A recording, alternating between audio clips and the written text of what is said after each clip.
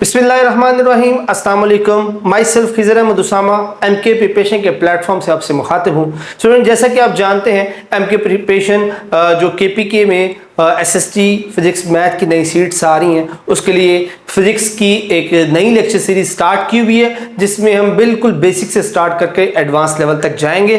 तो अगर आप हमारी जो नई लेक्चर सीरीज है उसको ज्वाइन करना चाहते हैं तो डिस्क्रिप्शन में दिए गए नंबर्स पर रब्ता करके आप हमारे पेड ग्रुप्स ज्वाइन कर सकते हैं। इसके साथ साथ एमके प्रिपरेशन के ऑफिशियल यूट्यूब चैनल को सब्सक्राइब करें, बेल आइकन पे क्लिक करें, ताकि आपको पाकिस्तान में आने वाली तमाम जॉब्स की तैयारी और उससे मुतालिक तमाम इंफॉर्मेशन बर वक्त मिल सकें। तो चैनल को सब्सक्राइब करें और अपने दोस्तों के साथ भी शेयर कीजिए। तो स्टूडेंट, आज के सेशन में हम बात करेंगे ग्रेविटी और ग्रेविटेशन की। अब इस चैप्टर के अंदर हम डिस्कस करेंगे कि किस तरह जो हमारी यूनिवर्स के अंदर जो हेवनली बॉडीज हैं, सेलेस्टियल बॉडीज हैं, वो किस तरह ऑपरेट हो रही हैं, कौन सी फोर्स है, कौन से लॉज है जो इनको गवर्न कर रहे हैं, और किसकी वजह से जो ऑब्जेक्ट्स हैं वो अपनी ऑर्बिटल मोशंस को जारी रखते हैं। तो स्टार्ट करने से पहले एज वी ऑल नो कि हमारा जो सोलर सिस्टम है वो जो हमारी गैलेक्सी मिल्की वे के अंदर पाया जाता है, जिसके अंदर बहुत सारे सूरज और सोलर सिस्टम्स इंक्लूड हैं। और हमारा जो सोलर सिस्टम है वो इस गैलेक्सी, क्योंकि डिस्क शेप की गैलेक्सी है, सेंट्रल बल्ब जिसका बहुत हैवी, और हमारा जो सोलर सिस्टम है वो इसके ऑलमोस्ट किनारे पर मौजूद है, और जो तकरीबन 26,000 लाइट ईयर जो है वो दूर है फ्रॉम द सेंट्रल बल्ब के साथ। तो ये गैलेक्सी एक लोकल ग्रुप का हिस्सा है, जिसके साथ हमारी जो हमसाया गैलेक्सी है उसका नाम एंड्रोमेडा है। तो अब इस गैलेक्सी के अंदर बहुत सारे मिलियंस ऑफ स्टार्स और जो ऑब्जेक्ट्स हैं वो मौजूद हैं। तो कौन सी फोर्स है जिसने इन तमाम स्टार्स और सन और मून इन सब को बांध के इकट्ठा करके इसे एक गैलेक्सी के अंदर रखा हुआ है? तो सिंगल वर्ड में अगर आंसर दें तो ग्रेविटी, ग्रेविटेशनल फोर्स है जिसने इन तमाम ऑब्जेक्ट्स को बांधा हुआ है और एक यूनिट की शक्ल में इकट्ठे करके रखा हुआ है। और इस ग्रेविटी को जो universal law of universal gravitation है उसकी मदद से एक्सप्लेन किया जा सकता है, जो सर आइजैक न्यूटन ने फर्स्ट टाइम जो है उसको एक्सप्लेन किया था। अब according to this law, every body in the universe attracts every other body with a force. पहला पार्ट इसका क्या है कि यूनिवर्स के अंदर जितने भी ऑब्जेक्ट्स मौजूद हैं तो हर बॉडी दूसरी बॉडी के ऊपर एक फोर्स एक्सर्ट कर रही है। अब वो फोर्स कितनी है, किस पर डिपेंड करती है? Directly proportional to the product of their masses. पहली बात, वो डायरेक्ट प्रोपोर्शनल है जो दो बॉडीज हैं उनके मासेस की प्रोडक्ट के, and inversely proportional to the square of the distance between their centres. कि अब जो फोर्स है जो उन दो ऑब्जेक्ट्स में लग रही है वो डायरेक्ट प्रोपोर्शनल है प्रोडक्ट ऑफ मासेस के, और इनवर्स प्रोपोर्शनल है square of the distance between their centres. तो मैथमेटिकली अगर हम इसको लिखें तो यहां पर हम इसको लिख सकते हैं कि फर्ज करें हमारे पास दो मैसेज हैं, उनमें से एक का मैस m1 है, दूसरे का मैस m2 है, और इनके सेंटर्स के दरमियान जो डिस्टेंस है दैट इज r, और एक ऑब्जेक्ट दूसरे पर जो फोर्स लगा रहा है दैट इज f। तो अब मैथमेटिकली अगर लिखें तो f is directly proportional to m1 multiply by m2, और इनवर्स प्रोपोर्शनल होगा 1/r स्क्वायर के। मतलब ये हुआ कि मासेस की प्रोडक्ट के डायरेक्ट प्रोपोर्शनल और स्क्वायर ऑफ द डिस्टेंस के inverse proportional. Combine these equations we will have Fg is proportional to m1 m2 over r square। अब दरमियान में जब प्रोपोर्शनैलिटी खत्म करेंगे तो प्रोपोर्शनैलिटी कांस्टेंट आएगा, जिसको हम g कहते हैं और इसको ग्रेविटेशनल कांस्टेंट भी कहते हैं। और बाय एक्सपेरिमेंट जो इसकी वैल्यू अभी तक कैलकुलेट हुई है that is 6.6710 newton metre square पर किलोग्राम स्क्वायर। ये जो वैल्यू है ये इस ग्रेविटेशनल कांस्टेंट की वैल्यू है, और ये इनके दरमियान, इन मासेस के दरमियान जो मीडियम है, चाहे वो एयर है, कोई और फील्ड है, कोई भी ऑब्जेक्ट है, उनके दरमियान जो भी मीडियम पाया जाता है उस पर डिपेंड नहीं करती है, फिक्स वैल्यू है जो इस लॉ ऑफ ग्रेविटेशन में हम इस्तेमाल करते हैं। तो ये वो फाइनल लॉ है जो उस फोर्स को एक्सप्लेन करता है जो दो ऑब्जेक्ट्स एक दूसरे के ऊपर लगा रहे हैं, और जिसकी वजह से वो दो ऑब्जेक्ट्स जो हैं वो एक बॉन्ड के तहत बंधे हुए हैं। उस फोर्स को इस लॉ ऑफ ग्रेविटेशन से जो है वो कैलकुलेट किया जा सकता है। इसको Newton's law of universal gravitation भी कहते हैं। अच्छा, अब इस लॉ को हम रिलेट करते हैं न्यूटन के थर्ड लॉ ऑफ मोशन के साथ। न्यूटन का थर्ड लॉ ऑफ मोशन जो पीछे हम चैप्टर्स में पढ़ चुके हैं, वो क्या कहता है? वो कहता है कि एक्शन और रिएक्शन आपस में बराबर है। एक ऑब्जेक्ट जो दूसरे ऑब्जेक्ट पे फोर्स लगा रहा है वो इक्वल होती है उस फोर्स के जो दूसरा ऑब्जेक्ट पहले पे लगा रहा है, बट उनकी डायरेक्शन जो है वो ऑपोजिट होती है। तो यहां पर भी कुछ सूरत ऐसी है कि जो दो ऑब्जेक्ट्स हैं यूनिवर्स के अंदर, दो प्लैनेट्स हैं, वो जो एक दूसरे के ऊपर फोर्सेस लगाते हैं वो इक्वल होती हैं बट डायरेक्शन में ऑपोजिट होती हैं। तो इस तरह हम ये कह सकते हैं कि न्यूटन का जो यूनिवर्सल ग्रेविटेशन का लॉ है ये असल में रिलेट करता है न्यूटन के थर्ड लॉ ऑफ मोशन के साथ, क्योंकि दोनों की एप्लीकेशन ऑलमोस्ट एक जैसी है कि जितनी फोर्स m1 m2 पर लगाएगा उतनी फोर्स m2 जो है वो m1 पर लगाता है। तो इस तरह न्यूटन का third law of motion law of gravitation से रिलेट करता है।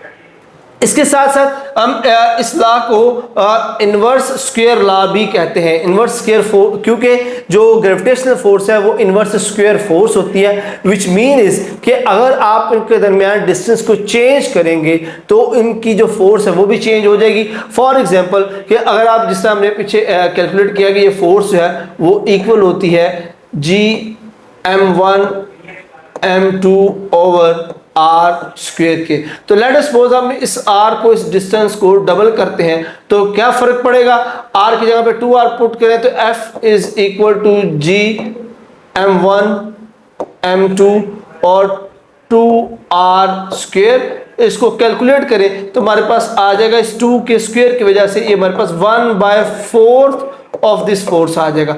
मतलब ये 1/4 टाइम जो फोर्स है वो इसमें चेंज आ जाएगा, 4 टाइम्स ये फोर्स जो है वो डिक्रीज हो जाएगी। अगर आप डिस्टेंस डबल करते हैं तो फोर्स जो है वो 4 टाइम्स जो है वो डिक्रीज हो जाएगी, जिससे ये ग्राफ उसका इंडिकेट कर रहा है कि ये फोर्स जो है 4 टाइम्स जो वो ड्रॉप कर जाएगी। इसलिए इसको इनवर्स स्क्वायर फोर्स भी कहते हैं और इस लॉ को इनवर्स स्क्वायर लॉ भी कहते हैं। ये एक इंपॉर्टेंट एमसीक्यू है जो अक्सर आ जाता है। यहाँ पर एक एग्जांपल दी गई है जो इस लॉ की प्रैक्टिकल जो एक्सप्लेनेशन है। Suppose you have mass of 40 kilograms, आपके पास एक मास है 40 किलोग्राम्स का,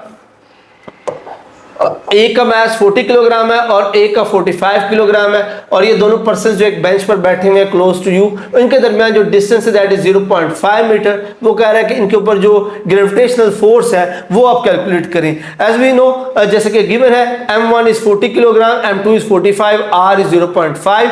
ग्रेविटेशनल कांस्टेंट की वैल्यू गिवन है, फार्मूला में पता है f is equal to g m1 और m2 और r स्क्वायर। वैल्यूज को पुट करें, कैलकुलेट करें तो उन दोनों पर्सन के दरमियान जो फोर्स आ जाएगी that is 4.8 into 10 power minus 7 Newton.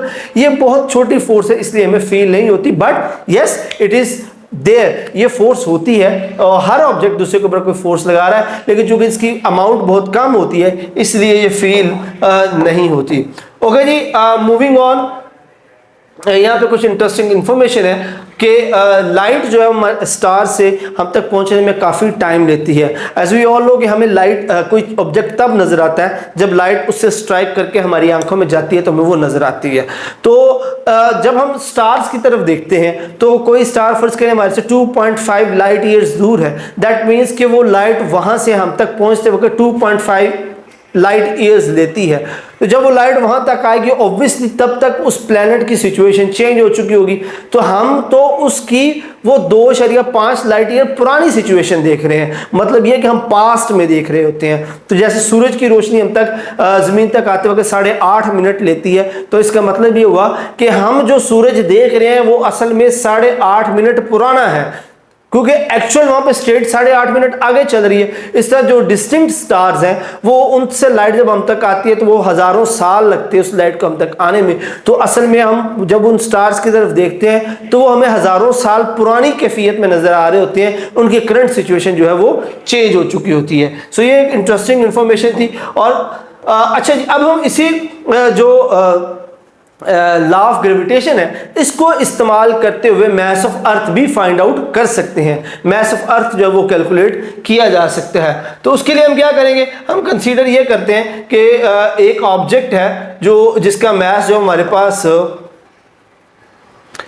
एक ऑब्जेक्ट है जिसका मास हमारे पास m0 है, उस ऑब्जेक्ट का, या mo है, उसको हम सरफेस ऑफ अर्थ पर प्लेस कर देते हैं और जो उसका डिस्टेंस बनता है सेंटर ऑफ मास का वो तकरीबन इक्वल ही होता है रेडियस ऑफ अर्थ के। बिकॉज अब यहाँ पर देखिए, फर्ज करिए हमारे पास ये अर्थ है और ये वो छोटा सा ऑब्जेक्ट है।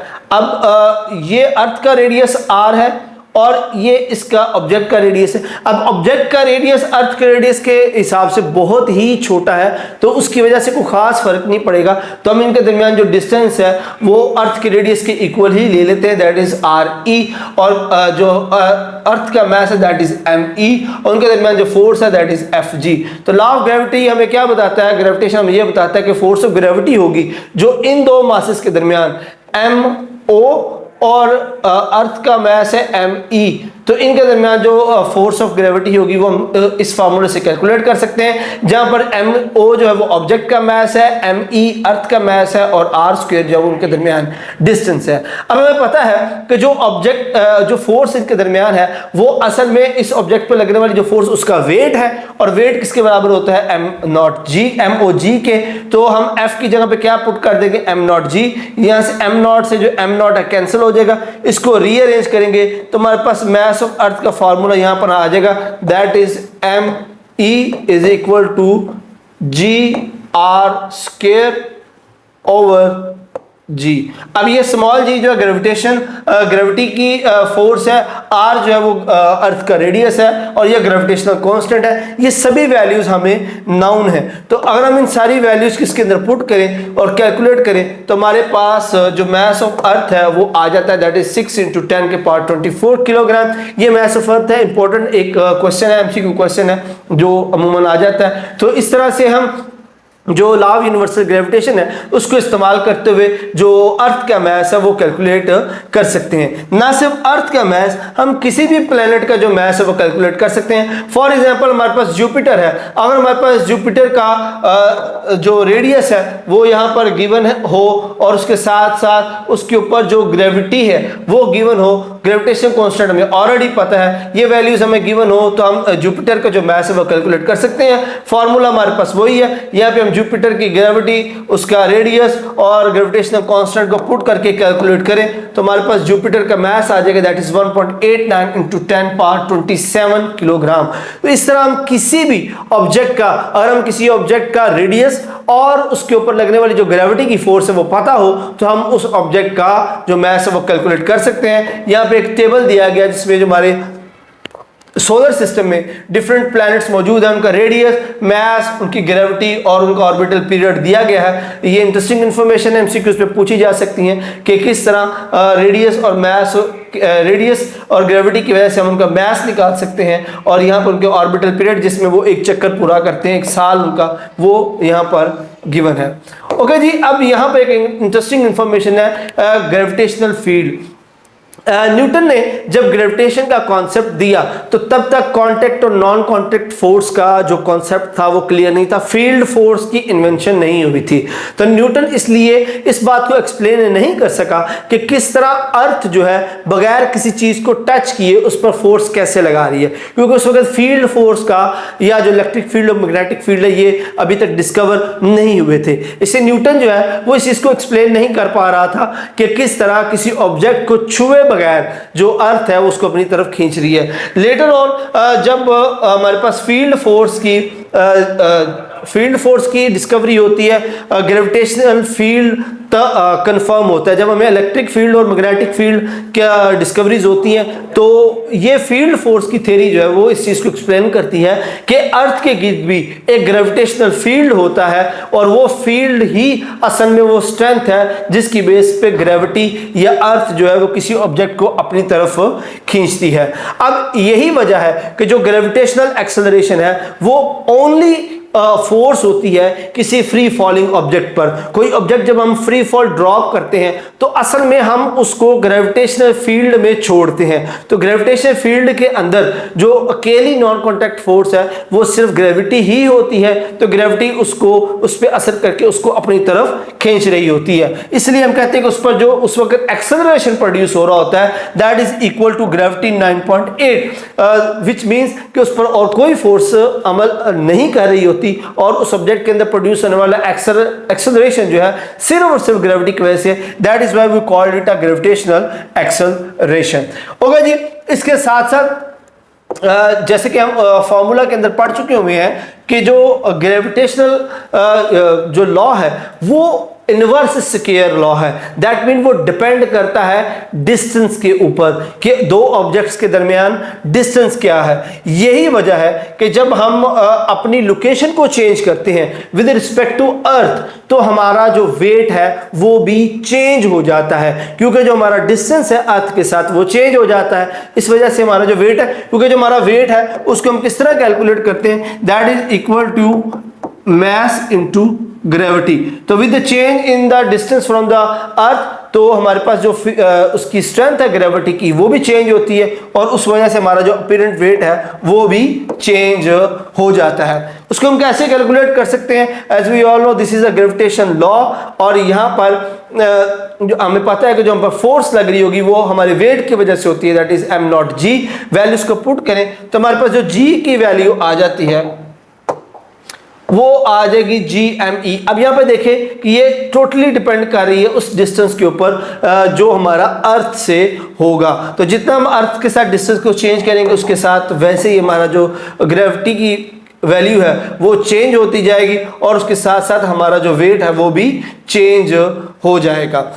इसी चीज़ को इस्तेमाल करते हुए जो जियोफिजिसिस्ट हैं वो ज़मीन के अंदर इस ग्रेविटी के चेंज की वजह से जो ऑयल सोर्स है या गैस सोर्सेज है उनका पता लगाते हैं, क्योंकि with the change in the height, क्योंकि अर्थ परफेक्ट सफियर नहीं है, इसके ऊपर कहीं जगहों पर पहाड़ है, ऊंचाई ज़्यादा है, कहीं पर ऊंचाई कम है। उस हिसाब से जो ग्रेविटी की स्ट्रेंथ है वो भी कम ज़्यादा होती है और उसी के हिसाब से जो जियोफिजिस्ट हैं वो सेंसिटिव इंस्ट्रूमेंट्स को यूज़ करते हुए ग्रेविटी की जो वैल्यू में हल्का सा भी चेंज है उसको पता लगाते हैं, जिससे पता चल जाता है कि अर्थ के अंदर कोई सोर्स ऑफ ऑयल या गैस मौजूद है या नहीं है। यहाँ पर एक सन के सरफेस के ऊपर value of g find out करने का एक एक्सरसाइज है। वही फॉर्मूला में इस्तेमाल करते हुए सन का मास और रेडियस पुट करते हैं तो हमारे पास सन की ग्रेविटी आ जाती है, that is 274 metre per second square. अच्छा, इसी तरह यहाँ पे एक और इंफॉर्मेशन है कि जिस तरह ग्रेविटी जो है वो हर चीज को अपनी तरफ खींच रही है, अब चूंकि मून भी उसकी अपनी ग्रेविटी है वो भी अर्थ के ऊपर चीजों को अपनी तरफ खींचता है। ये जो चार्ट यहाँ पर गिवन है ये चीज को इंडिकेट कर रहा है कि किस तरह मून की ग्रेविटी जो है अर्थ सरफेस के ऊपर पड़ी हुई चीजों पर इफेक्ट करती है और उनको उनके वेट के अंदर थोड़ी सी वेरिएशन का बाइस बनती है। अब हम देखते हैं कि किस तरह हाइट के साथ साथ हाइट को चेंज करने के साथ साथ जो ग्रेविटी में इफेक्ट होता है वो किस तरह होता है। तो फार्मूला वही है जो हमने पीछे इस्तेमाल किया हुआ है, लेकिन यहाँ पर हम उस रेडियस के अंदर सिर्फ एक फैक्टर हाइट ऐड करते हैं, क्योंकि अब हम ऑब्जेक्ट को सरफेस ऑफ अर्थ की बजाय उससे थोड़ी सी हाइट पर ले जाते हैं h पर। तो अब सेंटर ऑफ अर्थ से उस ऑब्जेक्ट के सेंटर तक का जो डिस्टेंस है उसके अंदर एक तो रेडियस ऑफ अर्थ शामिल होगा और साथ में जो हाइट h है वो शामिल होगी। तो टोटल डिस्टेंस जो इनके दरमियान होगा that is r plus h। तो इस फैक्टर के चेंज होने से जो ओवरऑल कैलकुलेशंस है वो चेंज हो जाएंगी, जो डिपेंड करती हैं h के ऊपर भी कि किस तरह हाइट चेंज होने से ग्रेविटी जो है वो चेंज हो जाएगी। यहाँ पर एक इसके रिलेटेड जो है वो एक क्वेश्चन भी दिया गया, जैसे a meteor, a chunk of a rock is at 4.417 meter from the earth. What is the value of free fall acceleration g at the point due to the earth? वो कह रहा है जी ये अर्थ है और इसके ऊपर यहाँ पर कोई एक मीटियोर है और उसका यहाँ से जो डिस्टेंस है दैट इज 4.4 into 10⁷, यानी कि h वैल्यू उसकी गिवन है। तो वो कह रहे हैं जी इस पॉइंट पर जो g की वैल्यू है उस मीटियोर के ऊपर वो आपने फाइंड आउट करनी है। तो अर्थ का रेडियस हमें गिवन है, नाउन है, और उसके बाद जो एक्सेलरेशन है ड्यू टू ग्रेविटी वो भी हमें पता है और हाइट भी हमें उसने मीटियोर की दे दी है। सिंपल इस फॉर्मूले के अंदर हम वैल्यूज को पुट करेंगे, कैलकुलेट करेंगे तो हमारे पास जो आंसर आ जाएगा वो 0.16 मीटर है, यानी कि उस पॉइंट के ऊपर इस हाइट के ऊपर आप देख सकते हैं कि इतनी हाइट के ऊपर ग्रेविटी की वैल्यू कितनी कम हो चुकी हुई है, विच कन्फर्म्स कि जिस तरह हम अर्थ से सरफेस ऑफ अर्थ से हमारा डिस्टेंस बढ़ेगा उसी तरह जो ग्रेविटी की वैल्यू है वो भी चेंज होती जाएगी। रहेगी। As you can see in this table कि जिस तरह हम हाइट जो वो किलोमीटर्स में चेंज करते जाएं, आप देख सकते हैं ग्रेविटी में कितना फर्क पड़ता जाएगा। जैसे माउंट एवरेस्ट की चोटी पे 8.8 किलोमीटर्स की हाइट पे जो वैल्यू वो सेम है, बट अगर हम उससे ऊपर जाएं, जो आम बैलून जो है, मैन बैलून जो जाता है 36.6 किलोमीटर तक, वहां पर वैल्यू 9.7 हो जाती है। जो स्पेस शटल का ऑर्बिट है दैट इज 400 किलोमीटर, वहां पर ग्रेविटी 8.7 हो जाती है। और जो कम्युनिकेशन है सैटेलाइट है वो 35,700 किलोमीटर पे ऑर्बिट कर रहा होता है, उस पर जो ग्रेविटी की वैल्यू ऑलमोस्ट 0.2 होती है। तो with the change in the altitude जो ग्रेविटी की वैल्यू है वो भी चेंज हो जाती है। ओके जी, अब हम बात करते हैं आर्टिफिशियल सैटेलाइट की। अब सैटेलाइट क्या होता है जी? सैटेलाइट असल में एक ऐसा ऑब्जेक्ट है, मैन मेड ऑब्जेक्ट है, जो ऑर्बिट करता है किसी दूसरे बड़े ऑब्जेक्ट के गिर्द उसकी ग्रेविटी की वजह से। हर वो ऑब्जेक्ट, मैन मेड ऑब्जेक्ट जो किसी दूसरे बड़े ऑब्जेक्ट के गिर्द उसकी ग्रेविटी की वजह से मूव कर रहा हो, उसको हम सैटेलाइट कहते हैं। अब सैटेलाइट्स की दो टाइप्स होती हैं, एक नेचुरल सैटेलाइट्स होते हैं और एक जो है वो आर्टिफिशियल सैटेलाइट्स होते हैं। नेचुरल सैटेलाइट्स कौन से होते हैं? वो तमाम सैटेलाइट्स जो नेचुरली पाए जाते हैं, जो जैसे कि मून है, मून हमारी अर्थ के गिर्द एक नेचुरल सैटेलाइट है जो नेचर की तरफ से बनाया गया है और वो हमारे अर्थ के गिर्द ऑर्बिट कर रहा होता है, ये एक नेचुरल सैटेलाइट है। अर्थ भी सन का सैटेलाइट है क्योंकि ये सन के गिर्द जो है वो ऑर्बिट कर रही है, तो ये नेचुरल सैटेलाइट्स हैं। बट अगर any object purposely placed into orbit of earth और other planets are termed as artificial satellites, के कोई जो मैन मेड ऑब्जेक्ट उसको पर्पसली किसी मकसद के लिए किसी दूसरे ऑब्जेक्ट के गिर्द, किसी दूसरे प्लैनेट के गिर्द रिवॉल्व करने के लिए भेजा जाए, उसको हम आर्टिफिशियल सैटेलाइट कहते हैं। जो पहला सैटेलाइट था वो 1957 में लॉन्च किया गया था। उसके बाद थाउजेंड्स ऑफ सैटेलाइट्स जो है वो कोई इंडस्ट्री के लिए, कोई कम्युनिकेशन, कोई इंटरनेट, मोबाइल फोन, कोई टेलीविजन, वेदर के लिए, मिलिट्री पर्पसेस के लिए, साइंटिफिक रिसर्च के हवाले से थाउजेंड ऑफ जो सैटेलाइट्स हैं वो भेजे जा चुके हैं। अब सवाल ये पैदा होता है कि आप किस तरह सैटेलाइट्स को ऑर्बिट में प्लेस करते हैं। तो जवाब है कि जो सैटेलाइट की जो स्पीड है, स्पीड ऑफ जो सैटेलाइट है, वो वाहिद चीज़ है जो उसको, उसके सैटेलाइट को उसके ऑर्बिट में प्लेस करती है। अगर आप इसकी सैटेलाइट की स्पीड बहुत कम रखते हैं तो ये सैटेलाइट जो है वो ज़मीन के ऊपर फॉल कर जाएगा। बहुत ज़्यादा रखेंगे तो ये उसके ऑर्बिट से बाहर निकल जाएगा, और इसलिए उसको एक ख़ास स्पीड से मेंटेन किया जाता है ताकि वो ज़मीन के गिर्द एडजस्ट किया जाता है, ताकि वो ज़मीन के गिर्द एक ख़ास ऑर्बिट पे घूमता रहे और अपने पर्पस को पूरा करता रहे। अब ये स्पीड कितनी होती है, उस स्पीड को कैलकुलेट हम करते हैं। उसकी कैलकुलेशन के लिए अगेन हम फार्मूला इस्तेमाल करेंगे, वही जो हम यूनिवर्सल ग्रेविटेशन का निकाल चुके हैं। यहाँ पर जी ग्रेविटेशनल कॉन्स्टेंट है, ME मास ऑफ अर्थ है, और MS जो है वो मास ऑफ सैटेलाइट है, और R is the distance between the satellites and the centre of the earth. अब चूंकि सैटेलाइट जो है वो सर्कल में रोटेट कर रहा होता है, तो पिछले चैप्टर्स में हम पढ़ चुके हुए हैं कि कोई भी ऑब्जेक्ट जो सर्कल में मूव कर रहा हो उसकी मोशन के लिए जो फोर्स रिक्वायर्ड होती है that is a centripetal force. Centripetal force किसके बराबर है? mv²/r के। तो इस फोर्स को हम यहाँ पर प्लेस करें और कैलकुलेट करें तो हमारे पास जो v की वैल्यू यानी कि जो वेलोसिटी आ जाती है that is equal to v is equal to g_me/r। यहाँ पर r क्या है जी? डिस्टेंस है सेंटर ऑफ अर्थ से लेकर सैटेलाइट के सेंटर तक। अब इस r में क्या क्या चीजें मौजूद हैं? रेडियस ऑफ अर्थ और height of the satellite from the surface of earth. इसे हम आर के जगह पे क्या लिखते हैं? रेडियस ऑफ अर्थ और height from the surface of earth. तो अगर हमें मास ऑफ अर्थ मालूम है, ग्रेविटी मालूम है, सॉरी ग्रेविटेशनल कांस्टेंट भी मालूम है और रेडियस ऑफ अर्थ भी मालूम है, अगर हमें हाइट ऑफ द सैटेलाइट पता हो तो हम उसकी स्पीड कैलकुलेट कर सकते हैं कि किस स्पीड पर उसको लॉन्च करें तो वो जो स्पेस में उसके गिर्द ऑर्बिट कर सकता है। उसकी एक सिंपल सी एग्जांपल ले लेते हैं। जो जियोस्टेशनरी कम्युनिकेशन सैटेलाइट है वो जमीन के ऊपर ऑलमोस्ट 35.9 × 10⁶ मीटर्स की हाइट पर रिवॉल्व कर रहे होते हैं। तो ये हमारे पास h की वैल्यू गिवन है, इन सारी वैल्यूज को इसके अंदर प्लेस करें, कैलकुलेट करें तो ये हमारे पास वेलोसिटी आ जाएगी कि जो जियोस्टेशनरी कम्युनिकेशन सैटेलाइट्स हैं यानी कि जो ज़मीन के साथ मूव कर रहे होते हैं उनकी मिनिमम स्पीड जो है वो 3.0 किलोमीटर पर सेकंड जो वो रिक्वायर्ड होती है। ये वो पर्टिकुलर स्पीड है जिस पर वो मूव करते हुए अर्थ के साथ साथ सर्कुलेट कर सकते हैं, अर्थ के ऑर्बिट में रह सकते हैं।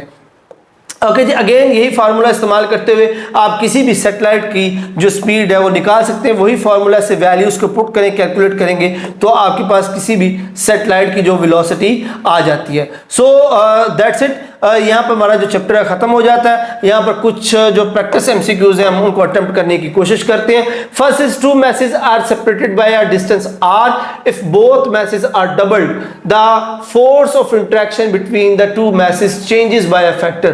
अभी हमें बात हो रही है कि मैस जो है वो उनको हम डबल कर दें तो अब हमें पता है फॉर्मूला हमारे पास क्या था। फॉर्मूला हमारे पास था F force is equal to G m1 m2 over r square. अब यहाँ पे वो कह ये रहा है कि हम m1 को भी डबल कर दें और m2 को भी आप डबल कर दें। तो जब हम यहाँ पर m1 के साथ भी 2 प्लेस करेंगे, m2 के साथ भी 2 प्लेस करेंगे, 2 and 2 4, तो ये 4 जो है वो 4 टाइम्स जो वो इंक्रीज हो जाएगी। So right answer is 4। The radius of earth RE, radius of earth जो है वो हमें मालूम है, दैट इज 6.4 × 10 की पावर 6। ऐसा यूनिट फॉर ग्रेविटेशनल कांस्टेंट वो हमारे पास होता है न्यूटन मीटर स्क्वायर पर kilogram square. What is the mass on planet Mercury of an object that weighs 784 newton on the earth surface.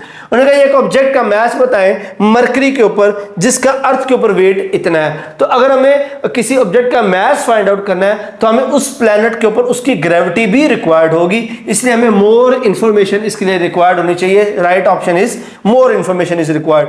An object is orbiting a planet with orbital speed v if the radius is same and mass is increased 4 times, by what factor orbital speed will change। यहाँ पे again वो कह रहा है कि मास को 4 time increase करते हैं, रेडियस सेम रहता है। जैसे हमने मास को यहाँ पे 2 टाइम्स किया था, 4 टाइम्स इंक्रीज हो गया था, तो यहाँ पर भी जब मासेस को डबल करेंगे तो ये 4 टाइम्स जो है वो इंक्रीज हो जाएगा।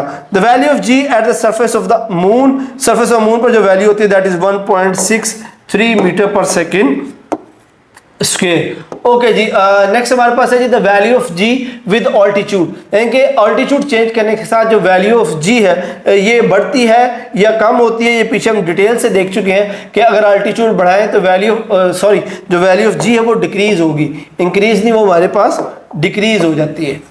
अच्छा, इसके बाद when a body is moved from sea level to the top of a mountain there is a change in the body's, कि अगर हम सी लेवल से किसी बॉडी को उठाएं और उसको माउंटेन के टॉप पे ले जाएं तो जी की वैल्यू चेंज होगी और उसका जो वेट है वो भी चेंज होगा।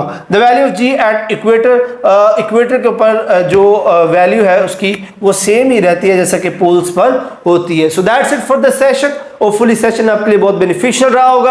अगर आपके ज़हन में कोई सवाल हो तो आप कमेंट सेक्शन में पूछ सकते हैं। हमारे पेड ग्रुप को ज्वाइन करने के लिए आप डिस्क्रिप्शन में दिए गए नंबर्स पर राब्ता करके हमारे ग्रुप्स को ज्वाइन कर सकते हैं। नेक्स्ट सेशन तक के लिए अपना बहुत सारा ख्याल रखिएगा। अल्लाह हाफिज।